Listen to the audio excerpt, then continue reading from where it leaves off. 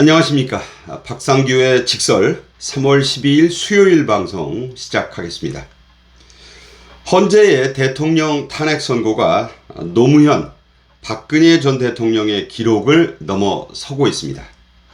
변론이 끝난 지 16일째인데요. 종전의 최고 기록은 15일이었습니다. 헌재 선고가 이렇게 예상보다 늦어지자 초조해진 민주당에서는 별의별 일들이 다 벌어지고 있습니다. 먼저 말씀드릴 해프닝은 헌재가 최재해 감사원장과 이창수 서울중앙지검장 등 검사 3명에 대한 선고를 13일에 하겠다고 발표한 날 일어났습니다. 이 해프닝은 방송사들의 중계 카메라에 요란한 환호성이 고스란히 잡혀서 알려지게 됐습니다. 저도 이 내용을 보고서 깜짝 놀랐어요. 즉 헌재가 13일에 탄핵 선고를 하겠다고 발표하자 이걸 윤 대통령의 탄핵 선고라고 지레짐작한 민주당 당직자들이 환호를 지르고 박수를 치면서 만세까지 일부는 불렀습니다.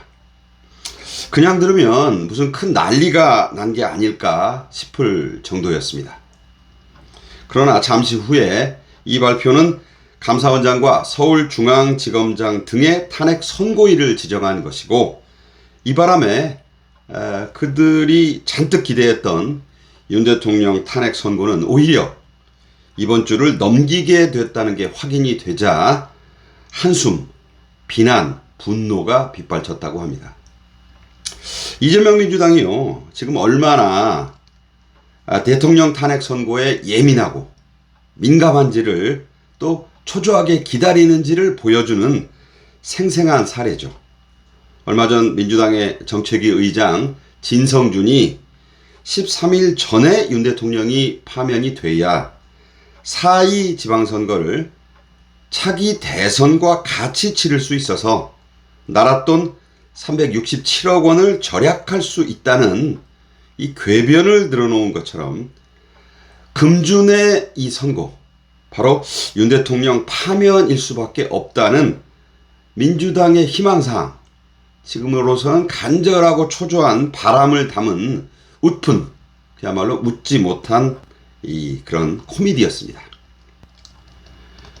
국정원장을 지낸 박지원은 오늘 오후에 MBC의 TV 토론 프로그램에 출연했어요. 제가 좀 봤는데 지금도 13일이나 14일 선고는 얼마든지 가능하다, 이런 주장을 계속 늘어놓더라고요. 그러면서 그것만이 구국의 길이다, 이런 식의 황당한 주장을 늘어놓았습니다. 진성준의 주장을 그대로 당의 원로랍시고 이걸 또 확대하고 선전한 것입니다. 이게 이제는 민주당의 당론이 됐구나, 그런 걸 느낀 순간이었습니다. 이와 관련된 또 기이한 사건은 어젯밤에도 있었습니다. 제가 직접 체험한 거예요.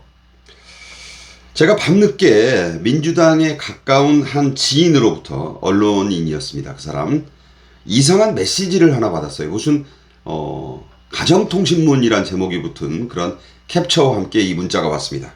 그래서 이게 내용을 보니까 헌법재판소 바로 길 건너에 있는 서울 제동초등학교가 돌린 가정통신문이란 거였어요. 물론 진위는 모릅니다. 요새 하도 딥페이크도 많고 이 영상 조작이 있으니까 어쨌든 그게 내용은 외양은 서울 제동초등학교의 가정통신문 이렇게 돼 있더라고요. 그 내용은 이겁니다. 12일 하루 동안 휴교를 할 테니까 학생들 지도를 가정에서 좀 잘 해달라, 이런 내용이었어요. 근데 왜 갑자기 12일 날 휴교를 하나 하고 이유를 보니까 윤 대통령 탄핵 선고일 지정을 그날 한다. 그래서 시위 등으로 큰 혼잡이 예상되기 때문에 하루 휴교를 할 예정이다, 이렇게 쓰여 있었습니다. 12일에 선고일 지정을 하게 되면, 이게 만약 사실이라면 14일 금요일에는 선고를 할 수 있다, 이런 뜻이 됩니다. 제가 이거 영 이상해서 자, 이거 확인된 거냐고 제가 바로 이 질문을 문자로 보냈어요. 그랬더니 한참 있다가 확인은 안 됐다. 이렇게 답이 돌아왔습니다. 그 뒤에 뭐 물어도 답이 없어요. 그러니까 나보고도 보라고, 저보고도 보라고 준 건데 확인된 거냐? 우리 뭐 기자 출신이니까 이거 확실한 공문서 맞고 확인된 거냐 하니까 답이 없는 거예요. 그냥 이런 게 돌아다니니까 알아서 판단해라 뭐 이런 얘기인지. 제가 그 지인에게 오늘 아침에 전화를 했습니다. 그래서 이건 두 가지 팩트에서 말이 안 된다. 첫째, 헌재는 이미 이번 주에는 대통령 선고를 못한다고 공식 발표했다. 헌재 공보관이 한 얘기 아니냐. 13일 날 하고 14일 날 할 수는 없다고 했다. 그리고 만에 하나 12일에 선고일 지정을 한다 치자. 그렇다면 선고일 당일이면 몰라도 무슨 선고일을 지정하는 날 뭔 큰일이 혼란이 발생한다고 휴교를 한다는 것이냐. 그 점에서 말이 안 된다고 했습니다. 그 지인은 글쎄 나도 그렇긴 한데 뭐 이렇게 대답을 하더라고요. 그래서 그냥 이게 지금 민주당 측 인사들이 뭔가 좀 이런 소문을 자꾸 내고 싶어 하는구나. 그런 생각을 했습니다. 제가 이제 아무래도 이제 보수 인사라는 걸 알고 그런 걸 너도 알고 있어라 이렇게 보낸 것이라고 저는 생각을 했어요. 이와 함께 오늘 또 낮에는 또 좀 보기에 따라 아주 황당한 또 발표가 하나 있었습니다. 이 국회의장 우원식이 오후에 기자회견을 했습니다. 그래서 이런 발표를 했죠. 최상목 대통령 권한 대행에게 마은혁 이 후보자를 언제 임명할지, 그렇지 않는다면, 그렇게 안 할 거면 위헌 상황을 지속시키는 이유가 뭔지를 국민께 공개적으로 답변하라고 요구한 겁니다. 자, 왜 요구라고 했을까요? 자기 이름으로 명의로 낸 권한쟁의 심판, 마은혁 후보자를 임명하지 않은 것은 위헌이다. 이 부분에 대한 것을 헌재가 8대0 만장일치로 수용했는데, 물론 별개 의견 3명이 기록으로 남아있지만 어쨌든 당시에는 만장일치로 그게 권한쟁의 심판을 받아들였지 않습니까? 그 얘기를 상기시키면서 그로부터 2주째가 되는 오늘까지도 왜 최 대행은 마은혁을 재판관으로 임명하지 않느냐, 이런 독촉을 한 겁니다. 우원식은 이 회견에서 쓸 수 있는 강력하고 독한 표현들을 다 썼습니다. 헌법 질서를 부정하는 것이며 공직자로서 헌법 수호 의무를 배반하고 헌법에 대항하는 행위다. 이렇게 말했어요. 그래서 마은혁 후보자를 즉시 임명할 것을 엄중히 요구한다는 겁니다. 자, 요청이 아니라 분명히 요구라고 했어요. 이게 명령할 수 있는 관계는 아니잖아요. 우원식은 최상목 대행이 내란 상설특검 후보자의 추천 의뢰를 해야 하는데 이걸 하지 않는 이유도 밝히라고 역시 요구했습니다. 요구란 단어를 거듭해서 쓴 거예요. 이건 그러니까 윗사람이 아랫사람에게 하듯이 요구를 한 거다. 뭐 부탁한다거나 요청한다는 게 아니라는 얘기죠. 이 회견은 제가 볼 때 우원식이 순수하게 자발적으로 했을 리가 없다. 저는 그렇게 봅니다. 이재명이 박찬대 등을 시켜서 우원식을 전방위로 압박한 결과라고 보는 게 타당하고 합리적입니다.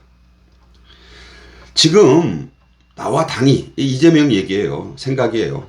절체절명의 위기에 빠져서 모든 게 다 날아가게 생겼는데 당신 우리가 뽑아준 의장이고 우리 없으면 의장 노릇도 제대로 못하는 사람인데 그냥 보고만 있을 거냐. 당장 마은혁 임명하라고 최 대행을 압박해라, 이런 얘기입니다.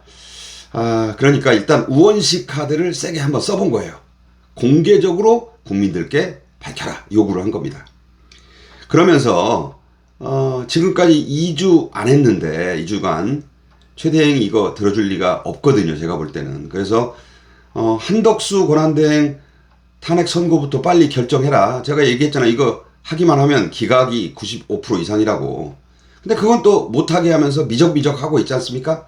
그러니까 최 대행은 상황 변화가 없다고 보고 여야 합의도 안 됐기 때문에 안 할 거예요. 그런데 이렇게 서슬퍼렇게 재촉을 우원식을 통해서 또 한 겁니다. 그러면서 민주당은 최근 꺼내든 쌍탄핵 카드, 즉 심우정 검찰총장과 최상목 대행에 대한 동시 탄핵 카드를 곧 사용할 태세입니다.